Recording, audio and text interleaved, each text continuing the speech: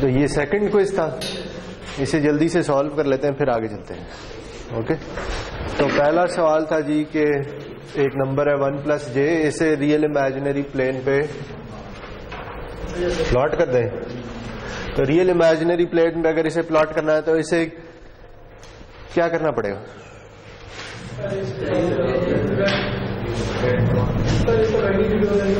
इसका मैग्नीट्यूड और फेज लेना पड़ेगा, उसके बगैर नहीं हो सकता, उसके बगैर भी हो सकता। यानी आप ये कहते हैं ये 1 है और ये भी 1 है तो यहां पे आ जाएगा, ठीक है। और अगर आपने इसका मैग्नीट्यूड कैलकुलेट करना है तो वो क्या आएगा? मैग्नीट्यूड आएगा जी real square plus imaginary square. तो रियल भी 1 है, इमेजिनरी भी 1 है, तो ये √2 आ जाएगा। और अगर एंगल कैलकुलेट करना है तो टेंजेंट इनवर्स ऑफ 1/1 आ जाएगा। तो वो किसके इक्वल होता है? वो 45 होता है, और 45 रेडियंस में क्या होता है? π/4। तो हम ये कह देंगे कि अच्छा इसका मैग्नीट्यूड जो है वो √2 है और इसका जो एंगल है वो है π/4। तो पहला तो सवाल ये हो गया, आगे चले। अच्छा, अब आपको ना 2 कॉम्प्लेक्स एक्सपोनेंशियल सिग्नल दिए हुए और ये पूछा हुआ है कि ये पीरियोडिक है या नहीं। तो इसमें जो पहला है e⁻⁴t जी, इसके बारे में क्या ख्याल है आपका? ये पीरियोडिक है या नहीं? पहला तो सवाल ये है। ये तो पीरियोडिक है क्योंकि ये उसी फॉर्म में है जिसमें कॉम्प्लेक्स एक्सपोनेंशियल सिग्नल होता है e⁻⁴t, सही। तो ओमेगा जो कि रेडियंस पर सेकंड है उसकी क्या वैल्यू है? 3π/4।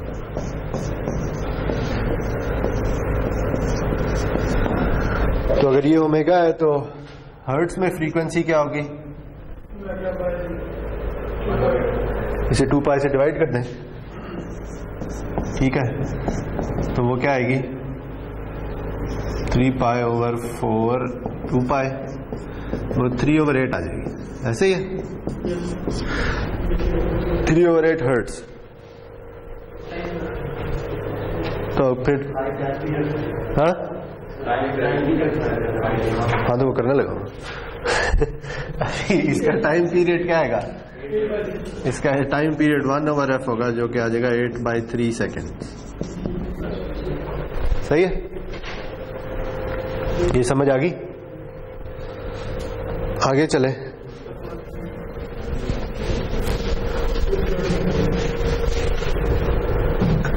अगला जो सिग्नल था वो था e⁻1 + jt। हाँ जी, इसके बारे में क्या ख्याल है? पीरियोडिक है या नहीं? देखें, ये अब जो सिग्नल है ना, इसे अगर इसे मैं ऐसे भी तो लिख सकता हूं e(t) × e(j)t, ऐसे ही है ना।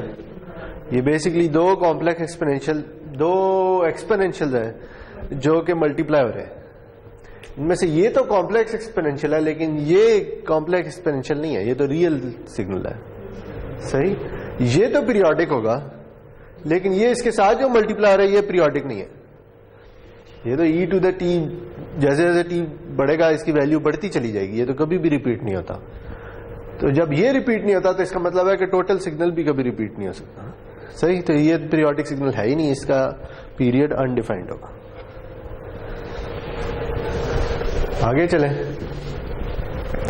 अच्छा जी, अब आपको एक सिग्नल दिया हुआ है, सॉरी एक सिस्टम दिया हुआ है y(t) = 2xt + 3। तो आपने ये बताना है कि ये सिस्टम लीनियर है या नहीं और मेमोरी लेस है या नहीं। तो पहले मेमोरी लेस की बात कर लेते हैं। तो क्या ख्याल है, ये मेमोरी लेस है या नहीं है? जो कहता है वो वजह बताया, जो कहता है नहीं वो भी वजह बताया।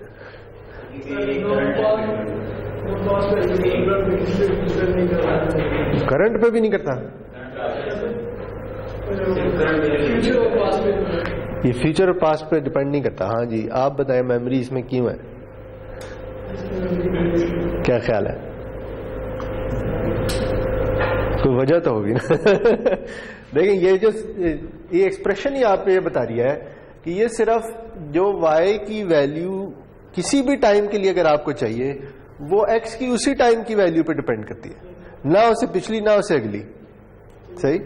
यहां अगर होता x ऑफ t+3 या t-1 या इस तरह की कोई चीज होती तो फिर आपको नजर आ रहा है कि आपको जिस टाइम पे आप खड़े हैं उससे या तो पिछली या उससे अगली वैल्यू चाहिए, लेकिन अभी आपको नहीं चाहिए। ये 3 तो कांस्टेंट है, इसको तो मसला ही कोई नहीं है ना। तो ये जो है ये करंट वैल्यू ऑफ इनपुट है, ठीक है। तो इसलिए ये सिस्टम मेमोरी लेस होगा। अच्छा जी, तो दूसरा लीनियरिटी के बारे में क्या ख्याल है?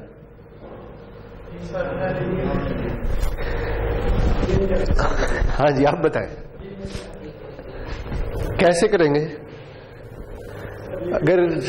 अगर लीनियर नहीं है तो फिर मुझे कोई एग्जांपल बता दें कि जिस पे ये लीनियर ना आता हो, और अगर लीनियर है तो फिर प्रूफ करना पड़ेगा। क्या ख्याल है, कैसे करें? कोई एग्जांपल बता सकता है? यानी कोई x ऑफ t ले लें, क्या ख्याल है, लीनियर है या नहीं है? कोई नई वाला भी है? कौन है? तो फिर बताएं ना, कैसे बताएंगे? यानी जो कंडीशन थी वो नहीं। हाँ, अगर लीनियर प्रूफ करना है तो फिर आपको position of principle of superposition जो है वो सेटिस्फाई करना होगा ना। ठीक, लीनियरिटी की 2 कंडीशंस होती हैं।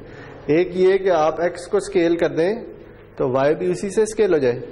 दूसरा, अगर 2 डिफरेंट इनपुट्स हों और उनका सम आप दे दें तो आउटपुट भी उनके रिस्पेक्टिव आउटपुट्स का सम होना चाहिए। यही 2 कंडीशन थी ना, तो ये चेक कर लेते हैं। अच्छा जी, इनपुट है x ऑफ t, तो इसके लिए आउटपुट क्या आती है? y ऑफ t, जो इक्वल है 2x t+3 के। ये तो हमें इनपुट आउटपुट रिलेशन बता दी गई है। अच्छा, पहली कंडीशन अगर हमने देखनी है तो हमें ये देखना होगा कि अगर मैं x ऑफ t को स्केल कर दूं किसी नंबर a से, सही, तो आउटपुट क्या होगी? ये अब मैं प्रोजेक्टर बंद करूंगा, इसकी जरूरत नहीं रही। ये आखिरी सवाल।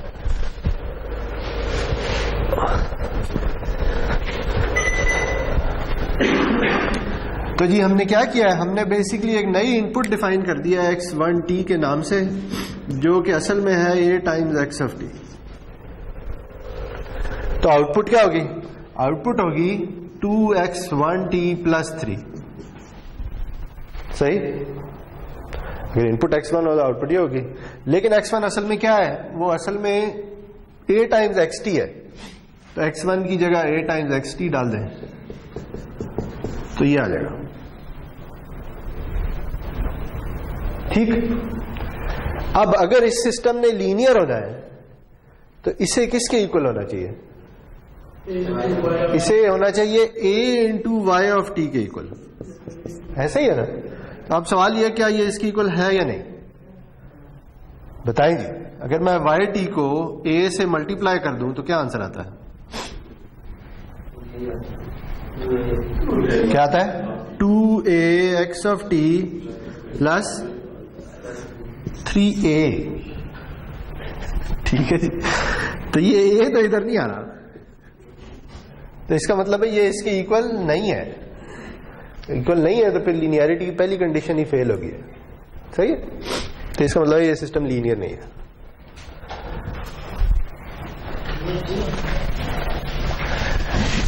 देखिए ये जो कंडीशन है ना, ये आपको एक बात बताती है। वो ये बात बताती है, देखें कि अगर मैं a को 0 ले लूं, a कुछ भी हो सकता है ना, कोई स्केलर हो सकता है। अगर मैं a को 0 ले लूं तो output a times Y T होनी चाहिए ना, तो आउटपुट भी तो 0 हो जानी चाहिए। लेकिन इस सिस्टम में कभी भी आउटपुट 0 नहीं होती, क्योंकि ये 3 कांस्टेंट हमेशा से आ रहा है। यानी x को मैं 0 भी कर दूं तो आउटपुट फिर भी 3 ही आएगी। ऐसे ही है। तो ये ये पहली कंडीशन ही सेटिस्फाई नहीं करता। यानी आप लीनियर सिस्टम के बारे में ये कह सकते हैं कि अगर लीनियर सिस्टम को कोई इनपुट ना दी जाए ना, तो उसकी आउटपुट भी कुछ नहीं होनी चाहिए। यानी कोई इनपुट ना दी जाएगा मतलब यह है कि x ऑफ t 0 है। सही, अगर x ऑफ t 0 हो for all values of t तो आउटपुट भी 0 होनी चाहिए for all values of t। ये कंडीशन यही कर रही है ना। देखिए इस कंडीशन का मैंने एक सब पार्ट ले लिया है कि a को अगर 0 ले लें तो क्या होगा। सही, तो a को 0 ले लेने का मतलब है कि इनपुट को 0 कर दें तो लाजमी है कि आउटपुट भी 0 हो जाए। ठीक है, तो लीनियर सिस्टम ऐसे सिस्टम होते हैं कि जिनमें अगर उन्हें कोई इनपुट ना दी जाए तो उनकी आउटपुट भी नहीं आती। अगर कोई ऐसा सिस्टम है जो इनपुट दिए बगैर ही आउटपुट दिया जा रहा है तो वो लीनियर नहीं हो सकता। सही, जैसे जी चाहे ग्राफ से बता दें, चाहे ग्राफ से बता दें। यानी देखें ये अगेन इसमें हम ये नहीं प्रूव करेंगे ये सिस्टम लीनियर है, हम ये बता रहे हैं ये सिस्टम लीनियर नहीं है। तो एक एग्जांपल भी दे दो तो बहुत है। अच्छा, अगर एक सिस्टम ये है yt इक्वल्स 3 तो क्या ख्याल है ये लीनियर होगा या नॉन लीनियर होगा? ये नॉन लीनियर है। सही, क्योंकि ये किसी भी इनपुट के बगैर आउटपुट दे देता, यानी इसे इनपुट ना भी देता आउटपुट 3 आएगी। सही जी, तो ये कभी भी लीनियर नहीं हो सकता। तो ये जो टोटल सिस्टम है ना, इसे मैं अगर 2 में ब्रेक कर दूं तो जो नॉन लीनियरिटी है ना वो इसकी वजह से आ रही है। असल में ये जो वाला पार्ट है ना ये तो लीनियर ही है, यानी अगर मैं 3 की बजाय 0 लिख दूं ना तो फिर ये लीनियर बन जाएगा। ओके, चलें जी।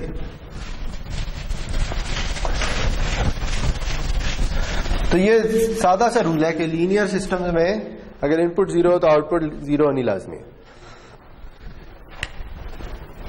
अच्छा, तो लास्ट टाइम हमने क्या पढ़ा था? लास्ट टाइम हमने पढ़ा था कि लीनियर टाइम इनवेरिएंट सिस्टम क्या होते हैं, उन्हें कैसे कैरेक्टराइज करते हैं। उन्हें एक चीज से कैरेक्टराइज कर सकते हैं जिसे कहते हैं इंपल्स रिस्पांस। इंपल्स रिस्पांस क्या था कि अगर हम किसी सिस्टम को एक इंपल्स एज एन इनपुट दे दें, यूनिट इंपल्स सिग्नल, तो उसकी जो भी आउटपुट आएगी वो उसका इंपल्स रिस्पांस होगा। ठीक, और फिर उस इंपल्स रिस्पांस की मदद से हमने एक आउटपुट का फॉर्मूला कंप्यूट किया था। वो फॉर्मूला मैं दोबारा लिख देता हूं। तो हमने ये कहा था जी कि y ऑफ n अगर डिस्क्रीट सिग्नल है तो डिस्क्रीट सिस्टम है तो y ऑफ n इक्वल होगा इस एक्सप्रेशन के,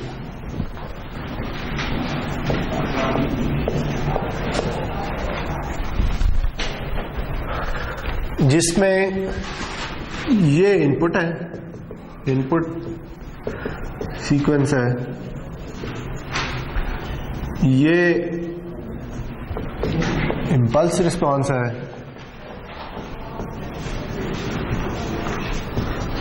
और ये आउटपुट है।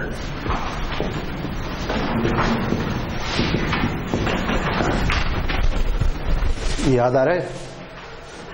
इधर लेक्चर खत्म किया था और इसी तरह की इक्वेशन कॉन्टिन्यूअस सिस्टम में भी आई थी कि अगर आपको y ऑफ t कैलकुलेट करना है तो बेसिकली आपको एक इंटीग्रल चाहिए होगा।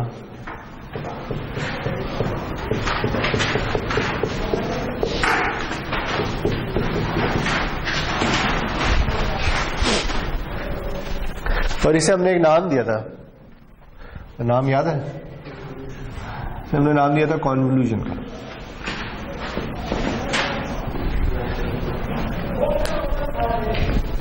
तो हमने ये कहा था जी कि अगर आपको किसी सिस्टम, किसी एलटीआई सिस्टम का इंपल्स रिस्पांस पता है तो फिर आप ये फॉर्मूला यूज करके इसकी आउटपुट निकाल सकते हैं किसी भी इनपुट के लिए। सही, तो ये जो फॉर्मूला है ना या ये जो कॉन्वोल्यूशन है इसका एक सिंबल भी है। इसे ना इस तरह से डिनोट करते हैं। हम ये कहते हैं कि हम x और h की कॉन्वोल्यूशन कर रहे हैं, तो इसे ना इस स्टेरिक साइन से डिनोट करते हैं। ठीक है जी, ये इसका सिंबल है। सही, अगर आपको सिग्नल प्रोसेसिंग की किसी लिटरेचर में ये सिंबल नजर आए तो इसका मतलब मल्टीप्लिकेशन नहीं होता, इसका मतलब कॉन्वोल्यूशन होता है। सही है जी, और ये टाइम और डिस्क्रीट और कॉन्टिन्यूअस दोनों टाइम्स के लिए यूज होता है, यानी इधर भी यही सिंबल आएगा। ठीक है। तो अगर सिग्नल प्रोसेसिंग में ना अगर आपने किसी दो सिग्नल्स को मल्टीप्लाई करना ना, तो आप सिंपली लिखेंगे x of T into Y of T, ठीक है, ऐसे लिखेंगे, या कुछ बीच में एक डॉट डाल देंगे, ठीक है। इसका मतलब मल्टीप्लीकेशन है, ये वही मल्टीप्लीकेशन है जो हम पढ़ चुके हैं। अच्छा, दो सिग्नल्स अगर गिवन है तो टाइम पॉइंट बाय पॉइंट उन्हें मल्टीप्लाई कर दें, लेकिन ये कॉन्वोल्यूशन है, ठीक है। जब ये लिखा आ जाए ना एक्स और वाई के दरमियान, तो इसका मतलब फिर ये होगा, सही है जी।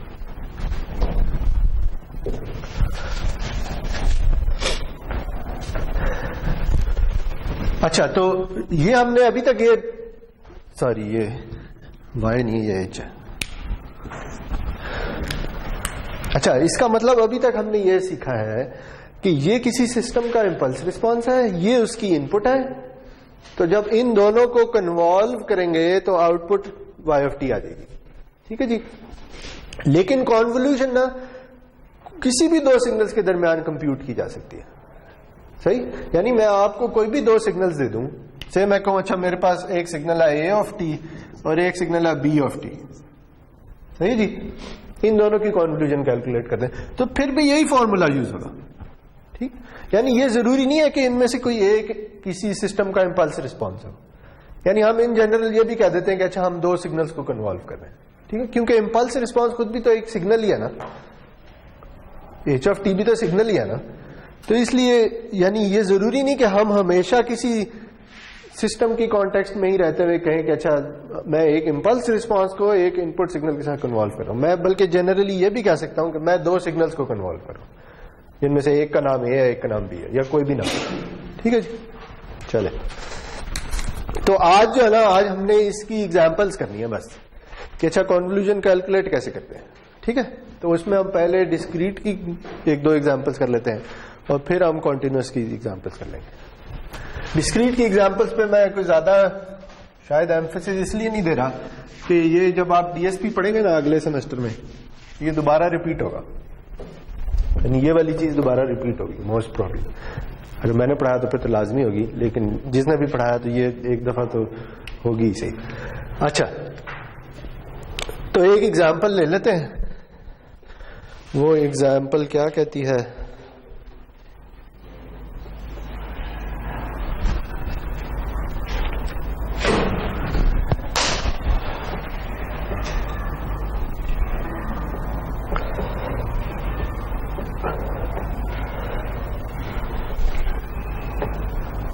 यार एक मिनट, सॉरी।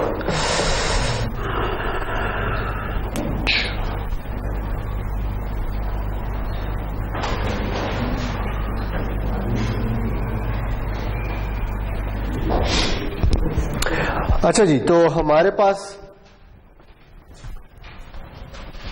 इंपल्स रिस्पांस हमें गिवन है। इंपल्स रिस्पांस, अब ये डिस्क्रीट चूंकि सिग्नल्स की बात हो रही है तो इससे इंपल्स रिस्पांस ना कुछ इस तरह का है। उसमें 3 सैंपल्स हैं जो कि इंडेक्स 0, 1, 2 पे है और उनकी सबकी वैल्यू 1 है, सही जी। और आपको इनपुट भी दे दी गई है। इनपुट जो सिग्नल है उसमें 2 सैंपल्स हैं, एक की वैल्यू है 0.5, एक की वैल्यू है 2, इंडेक्स है 0 और 1, सही। तो आपने ना, ये इंपल्स रिस्पांस है, ये इनपुट सिग्नल है, आपने आउटपुट सिग्नल निकालना, ठीक है।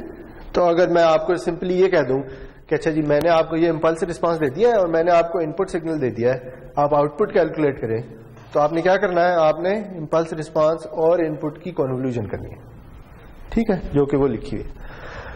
अच्छा, अब ये देखते हैं कि ये फॉर्मूला कहता क्या है, इसका क्या मतलब है, ये जो समेशन लिखी हुई है और आगे एक्स ऑफ के और एच ऑफ एन माइनस के लिखा है। देखिए, अगर आप इस फॉर्मूले को देखें ना, तो हम करना क्या चाह रहे हैं, हम y की वैल्यू कैलकुलेट करना चाह रहे हैं किसी इंडेक्स n के लिए, ऐसे ही है ना।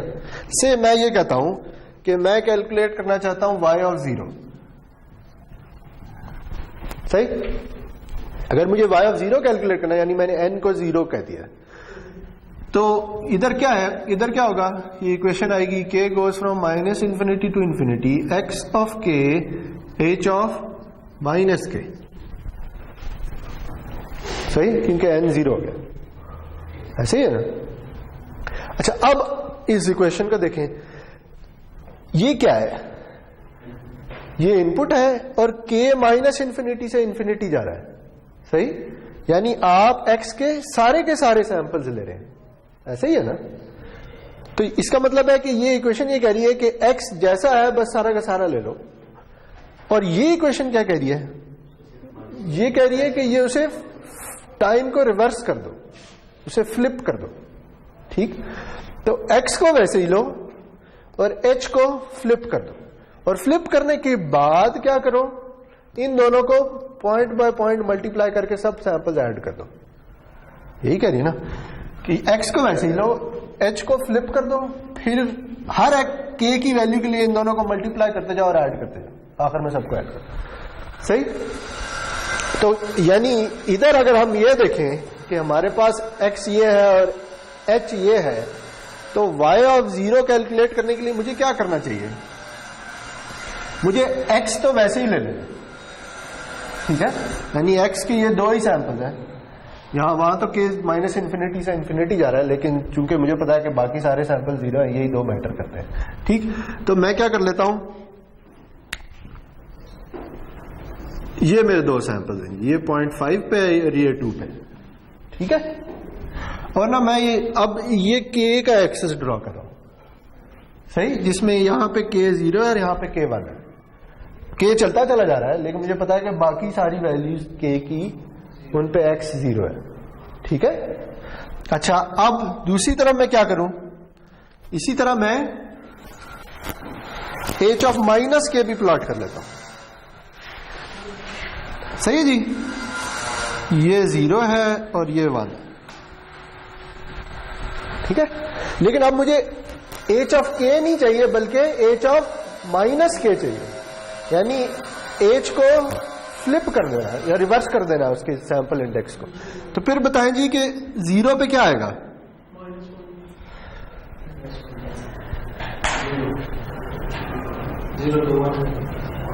जीरो पे 1 आएगा, -1 क्यों आएगा, मुझे बताया, हम h की वैल्यू को नेगेटिव कर रहे हैं या उसके इंडेक्स को नेगेटिव कर रहे हैं, वो इक्वेशन देखे ना, वो इक्वेशन क्या कह रही है कि इंडेक्स को माइनस करना है या h की वैल्यू को माइनस करना है, इंडेक्स को माइनस करना है। देखिए ये मैं बात, और ये बार बार आप इसी पे कंफ्यूज होते हैं कि अगर मेरे पास एक सिग्नल है h ऑफ k, ठीक है, तो ये और ये दो डिफरेंट चीजें हैं, ठीक है, इसमें वैल्यू नेगेटिव हो रही है, इसमें इंडेक्स नेगेटिव हो रहा है, ठीक है, इसमें वैल्यू नेगेटिव नहीं हो रही, ठीक है जी। तो अगर आपने ये ऐसे ही है कि आप ये कहें कि मैंने ना h ऑफ k से एक नया सिग्नल बुला दिया, ऐसे w ऑफ k जो इक्वल है h ऑफ माइनस k के, सही। तो अब w ऑफ 0 किसके इक्वल होगा, h ऑफ 0 के, w ऑफ 1 किसके इक्वल होगा, h ऑफ -1 के, w ऑफ -1 किसके इक्वल होगा, h ऑफ 1 के, यानी w बेसिकली h का फ्लिप्ड वर्जन है, ठीक है, h को फ्लिप कर, हाँ नहीं, x तो वैसे ही लिख दिया है, ये 0 1 0 1, x तो वैसे ही लिख दिया है, h को फ्लिप करने जा रहा हूं, ठीक है। तो बताएं जी कि अब मुझे प्लॉट करना है h ऑफ माइनस k, सही है। तो 0 पे 1 नहीं आएगा, इधर क्या आएगा आपके ख्याल में,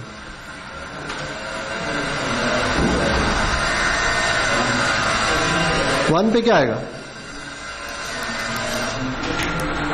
इसको फ्लिप करना है, इधर 0 आएगा, 2 पे क्या आएगा 0, -1 पे क्या आएगा 1, और -2 पे क्या आएगा 1, -3 पे क्या आएगा 0, ठीक है, हमने क्या किया है, हमने इसको फ्लिप कर दिया है। क्यों? क्योंकि वो इक्वेशन ये कह रही है कि x को वैसे ही रखें, h को फ्लिप कर दें, उसके इंडेक्स को माइनस कर दें। ठीक है, तो ये क्या है, ये x ऑफ k है और ये h ऑफ माइनस k है। सही है जी। तो मैंने इस इक्वेशन में क्या किया है, अभी फिलहाल ये दो सिग्नल्स प्लॉट किए। ठीक है, देखिए ये ऐसे ही है, ये ऐसे ही है कि मैं ये कह दूं k goes from minus infinity to infinity x of k w of k, where w of k is equal to h of minus k। तो अब ये किस चीज का प्लॉट है, ये w of k का प्लॉट है। ठीक है, सही है जी। तो ये दो सिग्नल्स तो आ गए। अब बाकी ये इक्वेशन क्या कह रही है, अब ये इक्वेशन ये कह रही है कि k को लेके जाए माइनस इंफिनिटी से इंफिनिटी, हर k की वैल्यू के लिए इन दोनों को मल्टीप्लाई करें और उन सब वैल्यूज को ऐड कर दें। तो बेसिकली करना क्या है कि ये जो दो सिग्नल हमने प्लॉट किए हैं, इन्हें पॉइंट बाय पॉइंट मल्टीप्लाई करना है और सबको ऐड कर देना है। ठीक है, तो अब बताएं जी कि अगर इन दोनों को मल्टीप्लाई मैं कर दूं, तो मैं प्लॉट करना चाह रहा हूं x of k into H of minus के। ठीक है, तो बताएं -2 पे क्या वैल्यू आएगी, -2 पे 0 आ जाएगा, -1 पे क्या आएगा 0, 0 पे क्या आएगा 0.5, 1 पे क्या आएगा 2 पे क्या आएगा 0। ठीक हो गया, और आगे 0 ही आता जाएगा इधर भी और इस तरफ भी। सही है ना। मैंने अब क्या किया, इन दोनों सिग्नल्स को पॉइंट बाय पॉइंट मल्टीप्लाई कर लिया। अब एक ही चीज रहेगी, वो क्या करना है, इन सबको ऐड करना है। ठीक, तो अगर मैं इन सबको ऐड कर दूं तो आंसर क्या आएगा 0.5। ठीक, तो y ऑफ 0 क्या आ गया है 0.5।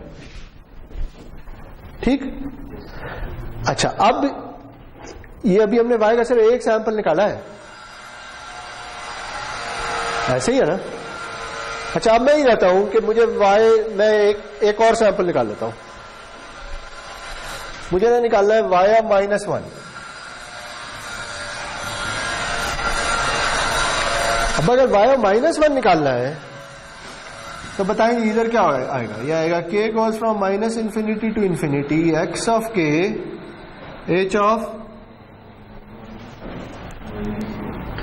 -1 माइनस k, यही आएगा ना। ठीक,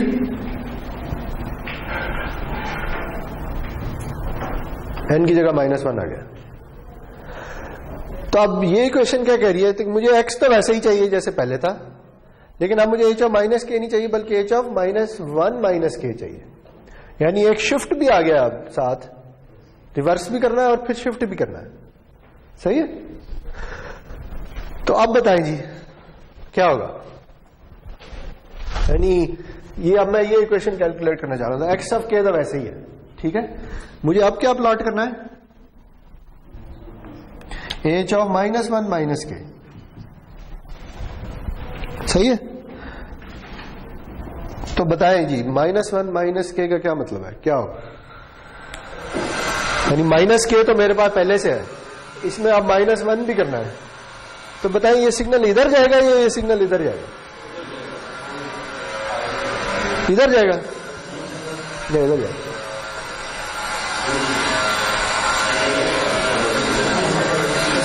इस साइड पे जाएगा। क्यों, क्योंकि k रिवर्स हो चुका है। अगर k पॉजिटिव होता ना तो फिर इसने इधर जाना। ठीक है, ये हम कर चुके हैं, सिग्नल ट्रांसफॉर्मेशन में ये पढ़ चुके हैं कि अगर रिवर्सल आ जाए तो फिर शिफ्ट उल्टी डायरेक्शन में होता है। ठीक है, तो h ऑफ -1 माइनस के क्या होगा, ये सिग्नल उठ के एक सैंपल इधर चला जाएगा, शिफ्ट हो जाएगा। ठीक है, तो क्या होगा जी, ये 0 वाला इधर चला जाएगा, ये इधर, तो ये चीज आ जाएगी। सही है जी।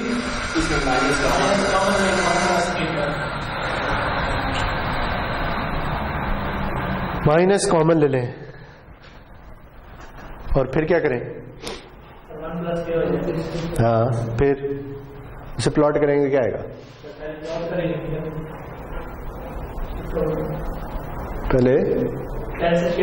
पहले शिफ्ट होगा। फिर देखिए उसमें एक मसला है, उसमें मसला बताऊं क्या है? देखिए मैं ये कर लेते हैं। देखिए हमें ये कह रहे हैं जी कि मुझे चूंकि फाइंड करना है h ऑफ -1 माइनस के, तो क्यों ना मैं ऐसे कर लूं कि ये इक्वल है h ऑफ -1 इंटू के प्लस 1 के। यही कह रहे हैं ना, है ना? तो मैं ना इसे 2 स्टेप्स में कर लेता हूं। ठीक है, मैं ये करता हूं कि पहले मैं एक सिग्नल डिफाइन करता हूं w ऑफ k जो कि इक्वल है h ऑफ k प्लस 1 के। ठीक है, फिर इसे रिवर्स कर लूंगा तो यही आ जाएगा ना, सही जी। तो h ऑफ k प्लस 1 क्या आएगा अगर मैं ड्रॉ कर लूं जल्दी से? अब ये क्या होगा, ये इस तरफ शिफ्ट होगा। ठीक है, सॉरी दूसरी तरफ शिफ्ट होगा।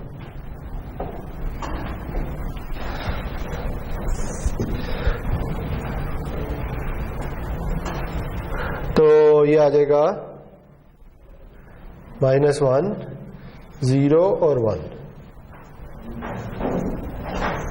ऐसे ही है, यही आएगा।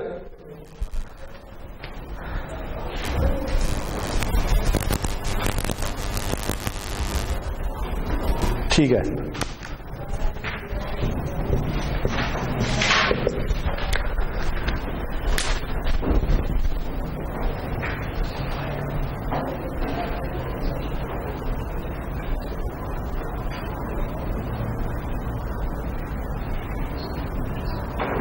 अब अगर आप इसे फ्लिप करेंगे फिर तो इस सिग्नल को ऐसे ही रहना चाहिए, ऐसे ही है ना?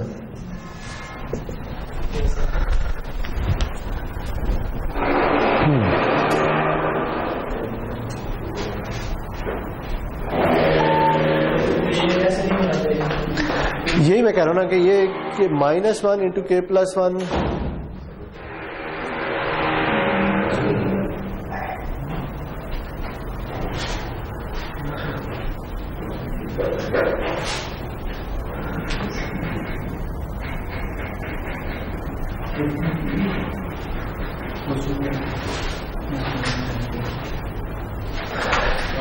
देखिए अब हुआ क्या है, हुआ ये है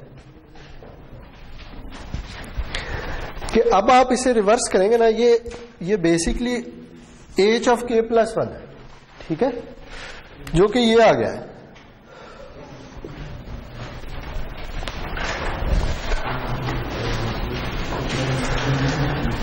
इसे अब आपने फ्लिप करना है ना, तो आपको इसे फ्लिप करना पड़ेगा ओरिजिन के अबाउट। ठीक है, ऐसे ही होता है ना, जब आप किसी सिग्नल को फ्लिप करते हैं तो जो 0 वाला इंडेक्स होता है वो वहीं बैठा रहता है और बाकी पॉजिटिव वाले नेगेटिव, नेगेटिव वाले पॉजिटिव पे आ जाते हैं। जब आप k प्लस 1 आपने कर दिया ना, तो इसका मतलब ये है कि आपने इसके ओरिजिन को 0 पे नहीं बल्कि इधर ले आए, क्योंकि k की किस वैल्यू के लिए इसने 0 होना है? -1 के लिए। ठीक है, तो आप अपने सिग्नल को इस जगह पे ले आए। अब अगर आप फ्लिप करेंगे ना तो ये इसके अबाउट फ्लिप होकर यूं होगा। समझ आ रही है बात? क्यों? क्योंकि अब आपने इसे फ्लिप करना है, इस चीज को फ्लिप करना है जिसमें इंडेक्स जो है वो k प्लस 1 से डिफाइन होता है। ठीक है, जब k प्लस 1 से डिफाइन होता है ना तो origin k is equal to -1 पे डिफाइन होगा, क्योंकि 0 वाली वैल्यू या 0 वाला इंडेक्स -1 पे आएगा। ठीक है, अब अगर आप इसे फ्लिप करेंगे ना तो ये सैंपल वैसे ही रहेगा, ये दोनों उठ के इस तरफ आ जाएंगे। इसलिए मैं ये कह रहा हूं कि ये काम करना जो है ना ये ट्रिकी है। सही,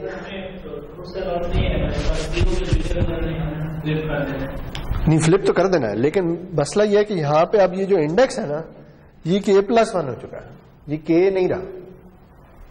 ठीक, अब आप जिस सिग्नल को रिवर्स कर रहे हैं ना उसमें जो इंडेक्सिंग है वो k प्लस 1 से डिफाइन होती है, k से नहीं डिफाइन होती। हाँ ना, तो k प्लस 1 ये वाला सिग्नल है। इसमें जो फ्लिपिंग होगी ना वो मैं ये कह रहा हूं कि वो इसके अबाउट होगी, इसके अबाउट नहीं होगी, क्योंकि इसका जो ओरिजिन वाला सिग्नल है वो -1 पे आता है, क्योंकि यहां पे इंडेक्स कब 0 होगा? जब k -1 के इक्वल हो। ऐसे ही है ना, तो इसलिए ये सैंपल वैसे ही रहेगा और ये दोनों उठ के इधर चले जाएंगे। ठीक है, इसकी बजाय इसीलिए रिकमेंडेड ये है कि अगर आपने ये प्लॉट करना है ना, अगर आपने इसे प्लॉट करना है तो आप पहले इसे रिवर्स कर दें, यानी टाइम को रिवर्स कर दें जैसे हमने किया था यहाँ ये जो -1 आ रहा, ये जो -k आ रहा था, ठीक है, और उसके बाद शिफ्ट दे दें, ठीक। और शिफ्ट चूंकि k रिवर्स हो जाएगा इसलिए शिफ्ट उल्टी डायरेक्शन में है, ठीक है। इसके सिस्टमैटिक तरीका ये है करना है। अगर आप k+1 करेंगे या k+2 करेंगे ना तो फिर आपके ओरिजिन में मसले आ जाएंगे। इसी तरह अभी आगे हम चलें, फॉर एग्जांपल मुझे y-2 अगर कैलकुलेट करना है तो मुझे h of -2 k करना पड़ेगा, ठीक है। तो उसमें अगर मैं -1 कॉमन ले लूं तो k+2 आ जाएगा। तो k+2 को अगर आपने फ्लिप करना तो वो -2 के अबाउट फिर फ्लिप होगा, ठीक है। तो हर दफा आपको अपनी ओरिजिन सेट करना पड़ेगा। इसमें फायदा यह है कि आप एक दफा से फ्लिप कर दें, फिर अगर नेगेटिव वैल्यू आ रही है तो आप इधर चलते जाएंगे, पॉजिटिव आ रही है तो इधर चलते जाएंगे, ठीक है।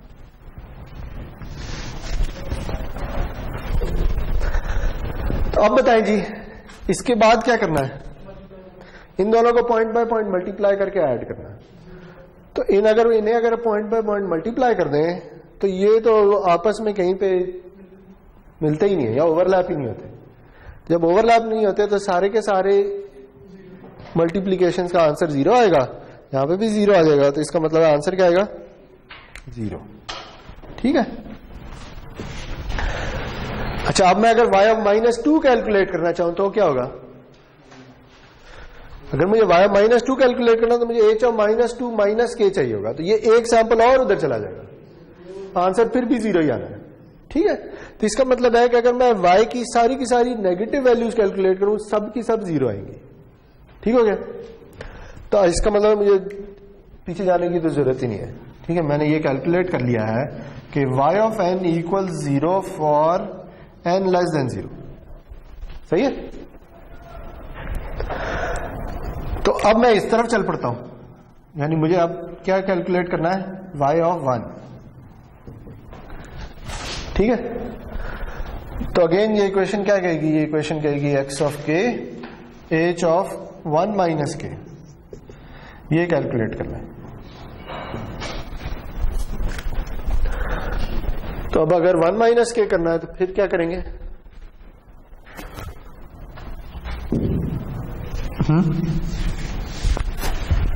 क्या आएगा?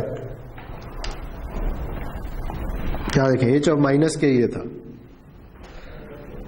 तो 1 - k करना, तो ये एक सैंपल इधर चला जाएगा इस तरफ, ठीक है। तो ये एक 1 इधर आ जाएगा और ये खत्म हो जाएगा, सही है जी। ये अब क्या आ गया? h of 1 - यानी रिवर्स किया और फिर एक सैंपल इधर शिफ्ट कर दिया। तो अब बताएंगे मल्टीप्लिकेशन का आंसर क्या आएगा? कौन कौन से सैंपल नॉन जीरो होंगे? ये 2 0 नॉन जीरो होंगे, ठीक है। तो ये सारे 1 है, तो आंसर क्या आएगा? यहां पे आ जाएगा 0.5 और इधर क्या आएगा? 2। तो आंसर क्या आएगा?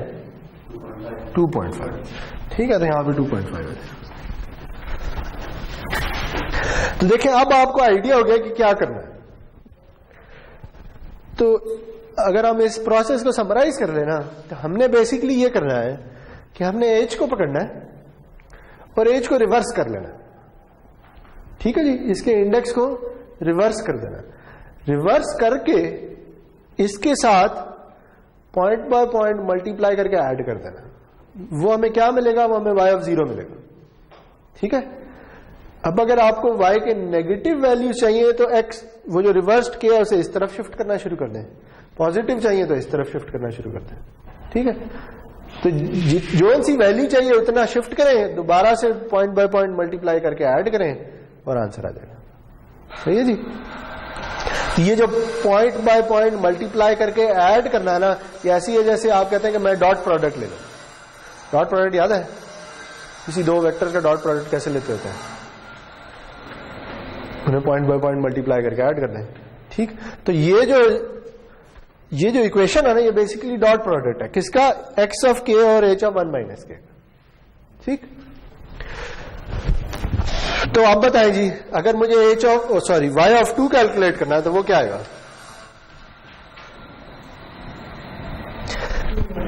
देखिए आप इसके ना इसे आप ऐसे लिख लेते हैं। अब आपको अगर प्रोसेस समझ आ गया ना, देखें ये मेरा ओरिजिन है, ठीक है जी, और ओरिजिन पे x की वैल्यू है 0.5 और इससे अगली है 2, ऐसे ही है, ठीक। इसे मैं कह रहा हूं ये n = 0 है। अगर अब मैं एज लिखूं तो एज कुछ इस तरह से, यही एज है ना जो ये प्लॉट हुआ, ठीक है जी, यानी ये n = 0 है। तो x में 2 सैंपल्स हैं 0.5 और 2, एज में 3 सैंपल्स हैं 1 1 1, सही। अगर अब मुझे इनकी कॉन्वोल्यूशन करनी है ना, तो मैं क्या करूंगा, इसे फ्लिप कर दूं। फ्लिप करूंगा तो ये 2 सैंपल्स इधर चले जाएंगे, ठीक, सही जी। तो अभी मैंने शिफ्ट कोई नहीं दिया, सिर्फ फ्लिप किया, ऐसे ही है ना। तो इसका मतलब है कि मैं y0 कैलकुलेट कर रहा हूं। तो अब इन दोनों का डॉट प्रोडक्ट लेंगे, दोनों का डॉट प्रोडक्ट लेंगे तो आंसर क्या आएगा, सिर्फ ये नॉन जीरो है तो 0.5 आंसर आ जाएगा, ठीक है। अब अगर आपको y1 कैलकुलेट करना है तो इसे एक का शिफ्ट दे दें, या क्या आ जाएगा 1 1 1। अब डॉट प्रोडक्ट लेके आंसर आएगा 2.5। इससे अगला सैंपल क्या आएगा 1 1 और एक 1 इधर आ जाएगा,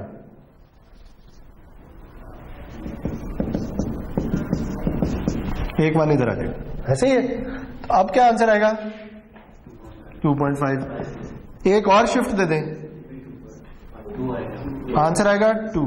एक और शिफ्ट दे दें तो आंसर क्या आएगा 0। इससे दूसरी तरफ शिफ्ट दे दें तो आंसर क्या आएगा 0, ठीक है। तो ये आपके आउटपुट आ गया, ठीक, जिसमें n = 0 ये बैठा, ठीक है। तो अब आप डायरेक्ट y को लिख सकते हैं, सही जी। तो अगर मैं h और x को अगर कन्वॉल्व कर दूं तो मेरे पास ये आंसर आता है, जिसमें पहला सैंपल है 0.5, अगला सैंपल है 2.5, इससे अगला सैंपल है 2.5, फिर है 2 और खत्म। 1 2 3 y(f).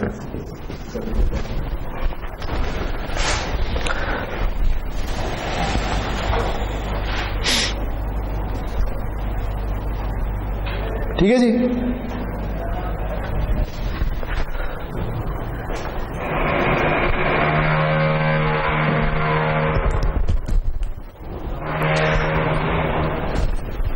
तो आप कॉन्वोल्यूशन ऐसे कैलकुलेट कर सकते हैं किसी 2 सिग्नल्स की। अच्छा, इसी को ना एक और तरीके से भी करते हैं।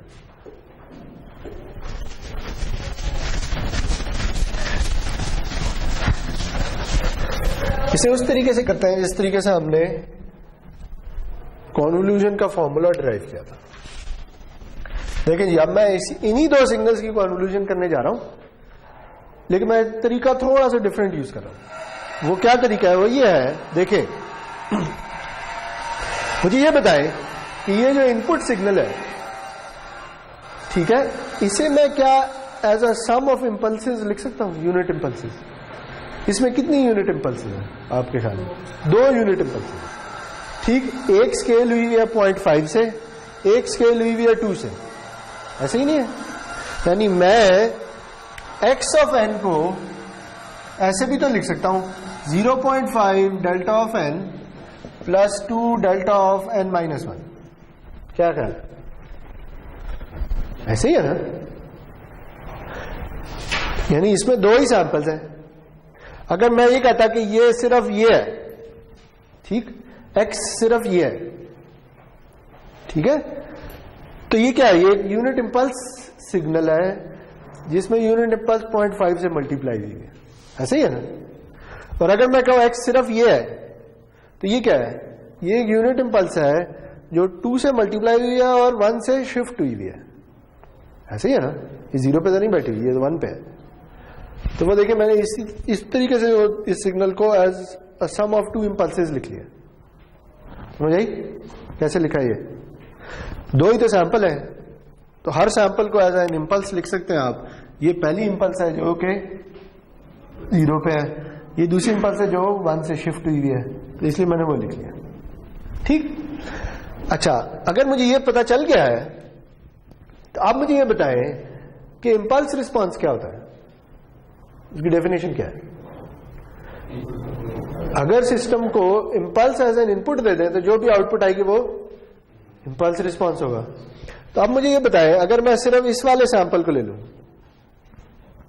ठीक है, तो इसके करिस्पॉन्डिंग आउटपुट क्या आएगी? क्या ख्याल है? इंपल्स रिस्पॉन्स आएगा, लेकिन वो किससे मल्टीप्लाई हुआ होगा? 0.5। क्यों? क्योंकि ये सिस्टम लीनियर सिस्टम है। लीनियर सिस्टम में अगर इनपुट को किसी नंबर से स्केल कर दें तो आउटपुट भी उसी नंबर से स्केल हो जाती है, ऐसे ही है ना? तो इसका क्या मतलब है? इसका मतलब यह है जी कि इसके करिस्पॉन्डिंग आउटपुट क्या आएगी? सिर्फ इस सैंपल के करिस्पॉन्डिंग आउटपुट ये आएगी 0.5012। क्यों? कि अगर सिर्फ ये इनपुट होती तो आउटपुट क्या आनी थी? Impulse response. अगर मैंने इस इनपुट को 0.5 से मल्टीप्लाई कर दिया तो आउटपुट क्या आएगी? इंपल्स रिस्पांस, लेकिन 0.5 से मल्टीप्लाई हो चुका होगा। तो इंपल्स रिस्पांस क्या है? वो जिसमें 3 सैंपल है 1 वाले, तो उसे 0.5 से मल्टीप्लाई कर दें तो ये आंसर आ जाएगा।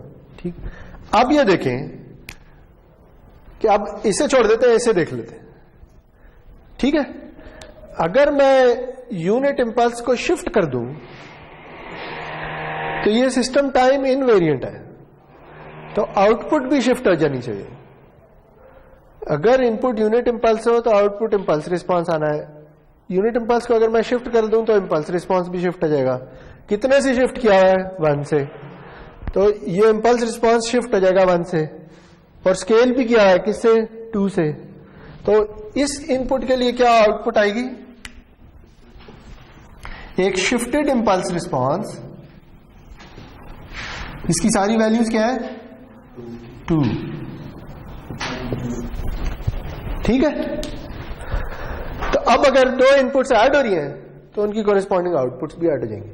तो टोटल आउटपुट क्या आएगी? इन दोनों को ऐड कर दें तो करें जी, 0.5 प्लस 0 0.5 आ जाएगा, 2 प्लस 0.5 2.5, 2 प्लस 0.5 2.5, 2 प्लस 0 2। ठीक, देखिए वही आउटपुट आएगी। सही है जी, इधर भी वही आउटपुट आएगी। हाँ, इधर इधर ये तो मैंने ये वैल्यूज लिखी हैं, ये वैल्यूज कंप्यूट नहीं की थी अभी। इसका डॉट प्रोडक्ट लो तो आंसर 0.5 आता है, इसका डॉट प्रोडक्ट लो तो आंसर 2.5 आता है, इसका और इसका डॉट प्रोडक्ट लो तो 2.5 आता है, इसका और इसका डॉट प्रोडक्ट लो तो 2 आता है। ठीक, इसमें ये वाला सैंपल कौन सा है? y0 वाला। क्यों? क्योंकि इसमें सिर्फ एज को फ्लिप किया है, शिफ्ट नहीं किया। ये क्या है? y1 है, ये y2 है, ये y3 है, तो उन्हें प्लॉट कर लिया। ठीक है, सही है जी। तो देखिए इंपल्स, यानी अगर आपने कॉन्वोल्यूशन करनी है तो आप इस तरह से भी कर सकते हैं, उस तरह से भी कर सकते हैं। ठीक, इधर क्या किया है? इधर अपने इनपुट सिग्नल को as a sum of impulses लिख लिया है और कहा हर इंपल्स के करिस्पॉन्डिंग आउटपुट क्या आएगी? Impulse response. अगर इंपल्स स्केल्ड है तो आउटपुट भी उसी से स्केल हो जाएगी, इंपल्स शिफ्टेड है तो इंपल्स रिस्पांस भी शिफ्ट हो जाएगा। अब अगर बहुत सी इंपल्सेस ऐड हो रही हैं तो उनकी कॉरेस्पॉन्डिंग आउटपुट्स भी ऐड हो जाएंगी, तो ये आउटपुट आ जाएगा। ठीक, इधर क्या किया है? इधर हमने सीधा सीधा ये फॉर्मूला देख लिया कि ये फॉर्मूला क्या कहता है। ये फॉर्मूला ये कहता है कि इनपुट सिग्नल लो, इंपल्स रिस्पांस को फ्लिप करो और फिर शिफ्ट कर दो कितने से जो वैल्यू निकाल रहे। तो ये वाला काम हमने वो उस तरह से किया, दोनों एक ही चीज है। ठीक है, तो आप आउटपुट इस तरह भी निकाल सकते हैं, इस तरह भी निकाल सकते हैं। सही हो गया। आगे चलें, एक और एग्जांपल कर लेते हैं। आज तो मुझे लगता है कि सिर्फ डिस्क्रीट ही होगा, चलें कोई नहीं।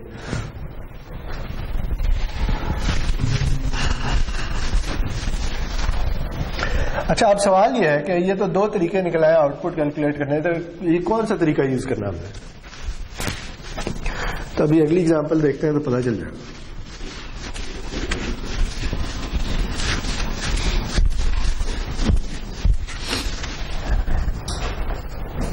अच्छा जी, अब वो ये कहता है कि अब मेरी जो इनपुट है ना,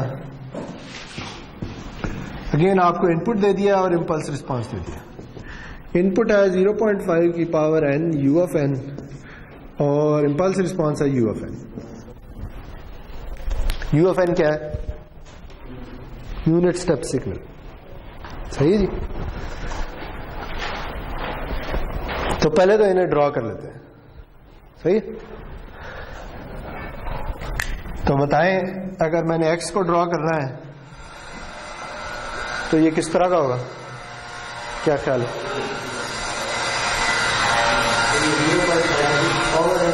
हाँ, power 0.5 raise to the power है। तो बताएं जी इसकी से वैल्यू मुझे 0 पे चाहिए। 0 पे क्या वैल्यू होगी?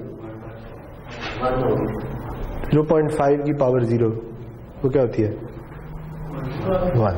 तो 0 पे वैल्यू क्या आएगी? 1। अच्छा, -1 पे क्या वैल्यू आएगी? क्यों? क्योंकि ये यूनिट स्टेप से मल्टीप्लाई हो रहा है और यूनिट स्टेप n की नेगेटिव वैल्यूज के लिए 0 होता है, इसलिए x भी नेगेटिव वैल्यूज के लिए 0 हो जाएगा।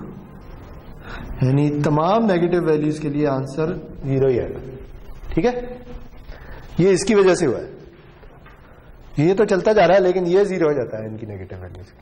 सही है ना? अच्छा, आप बताएं 1 पे क्या वैल्यू होगी? n = 1 के लिए क्या वैल्यू होगी? क्यों? 0.5 होगी, n को 1 डालेंगे ना, 0.5 की पावर 1.5 आ जाएगी। 2 पे क्या वैल्यू होगी? है 0.5 का स्क्वायर, वो 0.25 होता है तो छोटी हो जाएगी। इसी तरह अगर आप आगे चलते जाएं तो 0.5 की पावर्स आती चली जाएंगी और वो पावर्स छोटी होती चली जाएंगी। ऐसे ही है ना? तो ये सिग्नल भी इस तरह का सिग्नल है। ठीक, और ये चलता जा रहा है, ये कभी खत्म नहीं हो रहा। यानी दूसरे अल्फाज में x जो है वो इनफाइनाइट ड्यूरेशन का है। सही है। तो अब h(n) ड्रॉ कर लें। h(n) के बारे में क्या ख्याल है आपका?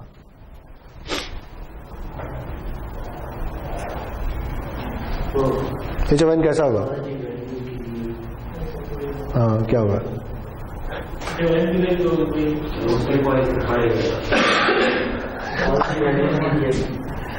यानी 0 पे क्या वैल्यू होगी और 1 पे क्या वैल्यू होगी? क्यों?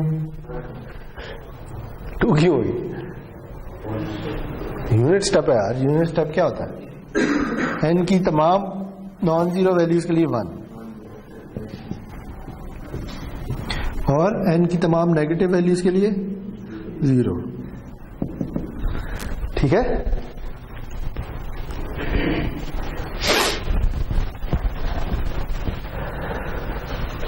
सही है जी। देखना, हर सैंपल अगर आपने कैलकुलेट करना है तो 0.5 की वो वाली पावर आ जाएगी। अगर 0th सैंपल कैलकुलेट करना है तो 0.5 की पावर 0 आ जाएगी इंटू u(0). u(0) 1 होगा, 0.5 की पावर 0 है। एक्सप्रेशन कैसे ले लिए? क्या कह रहे हैं? सॉरी,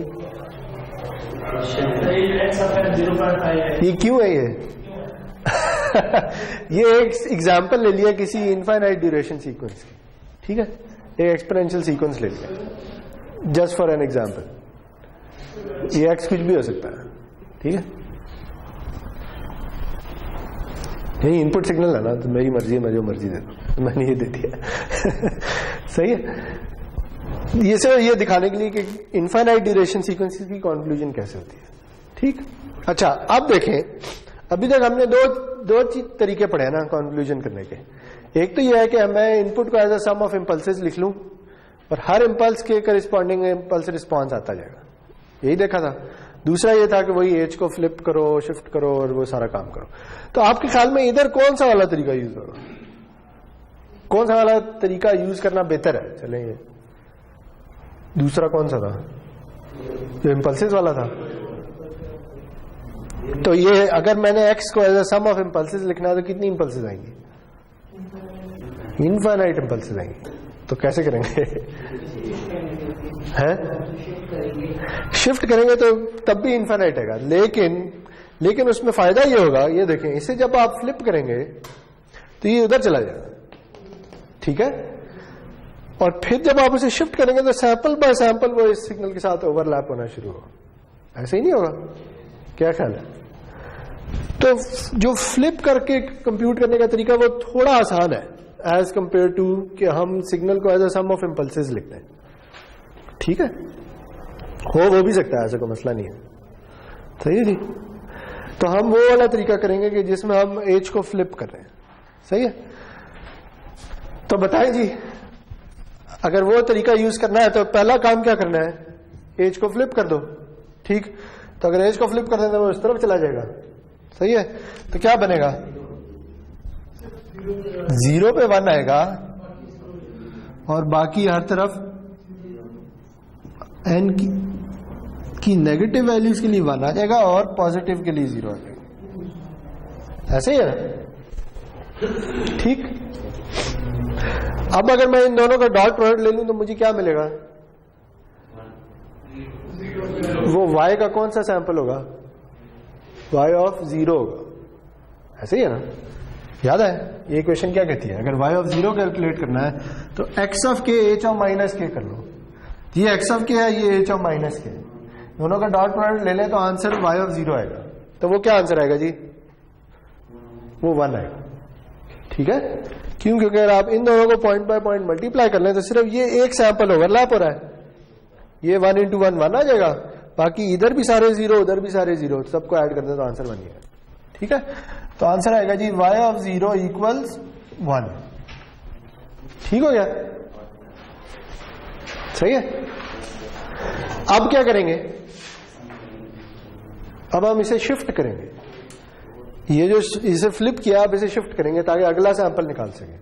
तो अब मुझे बताया अगर मैं इसे उस तरफ शिफ्ट कर दूं, n की नेगेटिव वैल्यूज ले लूं तो ओवरलैप तो खत्म हो जाना है। तो इसका मतलब यह है कि n की तमाम नेगेटिव वैल्यूज के लिए y की वैल्यू 0 आएगी। तो एक बात ये पता चल गई, y of n equal 0 for n less than 0, ये जी। क्यों, क्योंकि देखे ना n की अगर नेगेटिव वैल्यू लें तो इसने इस तरफ शिफ्ट होना है, ठीक है। जब ये इस तरफ शिफ्ट होगा तो फिर तो ये और ये ओवरलैप ही नहीं करेंगे किसी पॉइंट पे। अगर ओवरलैप नहीं करते तो आंसर 0 आएगा। अब बताएंगे अगर मैं इसे इधर शिफ्ट कर दूं तो फिर क्या होगा,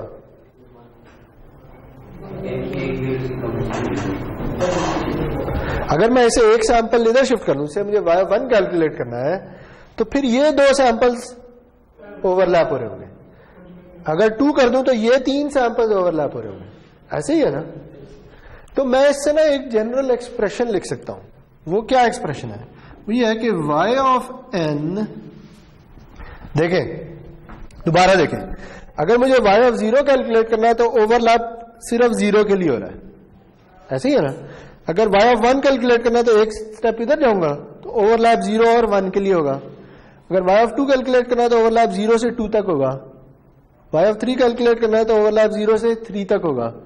तो मैं ये भी तो लिख सकता हूं कि अगर मुझे y ऑफ n कैलकुलेट करना है तो ओवरलैप 0 से n तक होगा, ठीक है। और ओवरलैप हो किस किस का रहा है, 0.5 की पावर k इंटू 1 का।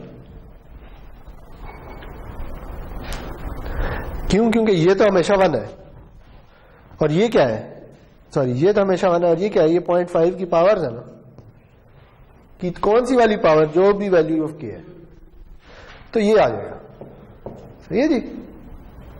लेकिन ये कब ट्रू है, only for n greater then और इक्वल टू 0,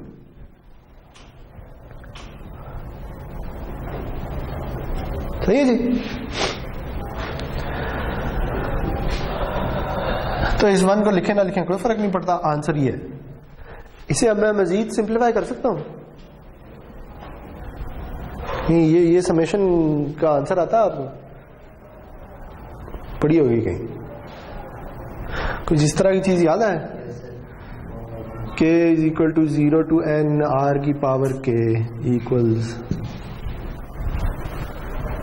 इस ज्योमेट्रिक सीरीज कहते हैं, शायद आपने कहीं पढ़ी हो। हाँ लेकिन n की वैल्यू तो नहीं पता ना, n तो कुछ भी हो सकता है, ठीक है। तो इसका आंसर क्या होता है, किसी को याद है? इसका आंसर होता है 1 माइनस r की power n plus 1 over 1 minus r।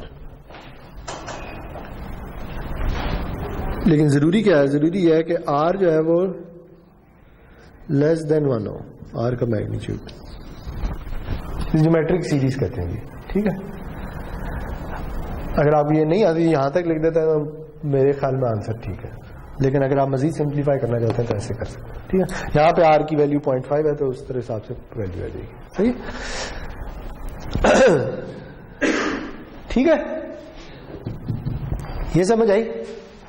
अब जो आउटपुट है वो भी इनफाइनाइट ड्यूरेशन की है, ऐसे ही है ना, क्योंकि n की हर नॉन जीरो वैल्यू के लिए कोई ना कोई y की वैल्यू आनी है, सही।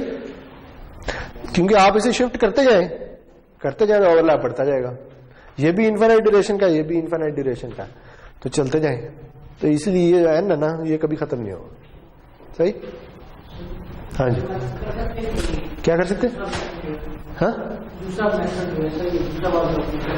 कर लें, वो भी कर सकते हैं, कोई ऐसा मसला नहीं है, वो भी कर सकते हैं, लेकिन उसमें ये इस तरह की एक्सप्रेशन निकालना थोड़ा मुश्किल हो जाएगा, कर तो सकते हैं, ठीक है। उसकी बजाय ना मैं आपको एक तीसरा तरीका बता दूं, सही है जी, एक और तरीका भी देख लीजिए। वो ये है कि देखें जी, आपको ये एक्सप्रेशन पता है ना, ये कॉन्क्लूजन की एक्सप्रेशन है, तो हम ना ये एक्सप्रेशन यूज कर लेते हैं। क्या है जी, y of n equals this. मुझे x भी पता है, मुझे h भी पता है, तो मैं इधर डाल देता हूं इनकी वैल्यूज, ठीक है। तो क्या बनेगा, k goes from minus infinity to infinity x of k, तो क्या आएगा, ये आएगा जहां n आ रहा है वहां k आ जाएगा, आएगा 0.5 की power k u of k। क्या ख्याल, ऐसे ही नहीं आएगा। और h ऑफ n माइनस किया तो यहां पे क्या आएगा, h की वैल्यू डालनी है u ऑफ n माइनस के, सही। मैंने कॉन्क्लूजन के फॉर्मूले में x और h की एक्सप्रेशन डाल दी है, सही है ना। मुझे इसे वैल्यूएट करना है। अब देखें, ये जो u ऑफ k है, ये कब नॉन जीरो होता है, जब k की क्या वैल्यू हो, जीरो या पॉजिटिव, ऐसे ही है ना। यानी k की अगर वैल्यू नेगेटिव होगी तो इसने तो जीरो हो जाना है, जब इसने जीरो हो जाना है तो ये सारा प्रोडक्ट ही जीरो हो जाना है, ऐसे ही है। तो इसका मतलब k की नेगेटिव वैल्यू लेने का तो फायदा ही कोई नहीं है। तो ये समेशन क्या बन जाएगी, ये बन जाएगी k goes from 0 to infinity 0.5 की power k into 1 into u of n minus के, ठीक है। क्यों, क्योंकि k की तमाम नॉन जीरो वैल्यूज के लिए u ऑफ k 1 होता है। k की नेगेटिव वैल्यूज लेने का फायदा क्यों नहीं, क्योंकि इसने जीरो हो जाना है, जब इसने जीरो होना है तो ये सब भी जीरो हो जाएगा, ठीक। तो हमने k को 0 से इंफिनिटी कर दिया, जब k हमेशा नॉन जीरो होगा तो ये हमेशा 1 होगा, तो इधर 1 लिख दिया, या इधर कुछ भी नहीं लिखा, ठीक, सही है जी। तो ये मैंने सिंप्लीफाई कर लिया है इक्वेशन। अब मुझे ये बताएं कि ये कब 1 होगा,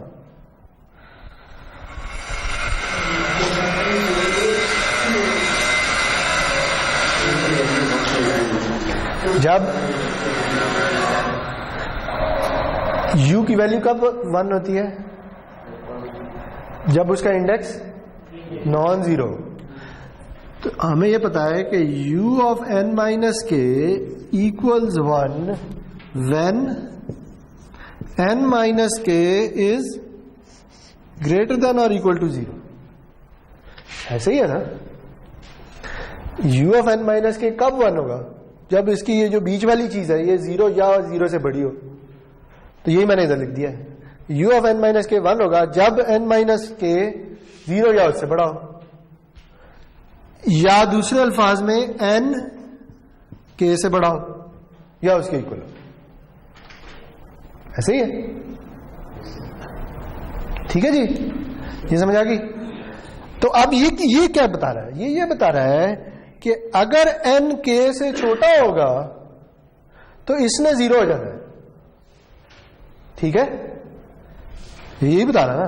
देखिए ये कहता है कि u ऑफ n माइनस के 1 होता है जब n k से बड़ा हो या उसके इक्वल हो, अगर नहीं होगा तो 0 होगा। तो अगर n k से छोटा हो जाए तो इसने 0 हो जाना है, अगर इसने 0 हो जाना है तो सबने 0 हो जाना है। ये मैं थोड़ा सा आगे जाके मे बी नेक्स्ट क्लास में आपको बताऊं। कहने का कोई फायदा नहीं, उन पे आंसर 0 आएगा, ठीक। लेकिन k कहां से कहां तक जा रहा है? 0 से इंफिनिटी तक। तो इसका मतलब क्या है? इसका मतलब यह है कि y of n equal 0 for n less than 0। ये समझ आइए कैसे लिखा है, ये रिपीट कर लेते हैं। देखिए u ऑफ n माइनस के तब 1 होगा जब उसका आर्गुमेंट नॉन जीरो या n माइनस के नॉन जीरो या n k से बड़ा। अगर n k से छोटा होगा तो ये सब कुछ 0 हो जाएगा, y भी 0 हो जाएगा। ऐसे ही है ना। n k से कब छोटा हो सकता है? जब n 0 से छोटा हो, सही। तो क्या पता चला कि y ऑफ n 0 होगा जब n लेस देन 0। पहली तो बात पता चल गई। अच्छा, अब अगर n 0 से बड़ा हो या उसके इक्वल हो तो फिर क्या होगा? फिर इसने 1 हो जाना। ऐसे ही है ना, ठीक है। जब n 0 से बड़ा हो तो क्या होगा? ये वाली जो चीज है ये 1 होगी k की कौन सी वैल्यूज के लिए?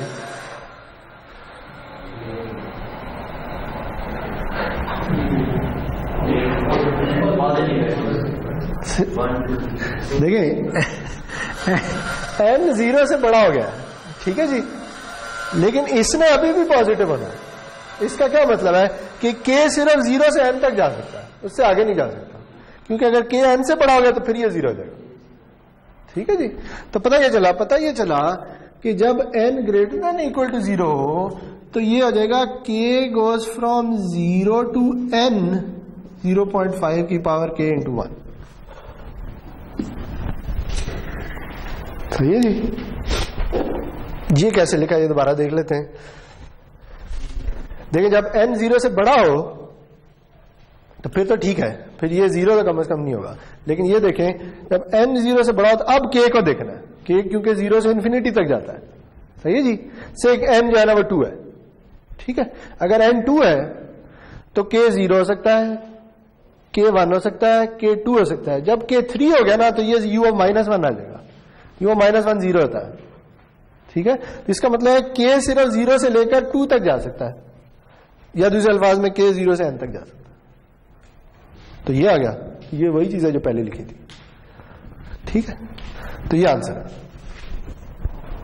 ये भी y ऑफ n है।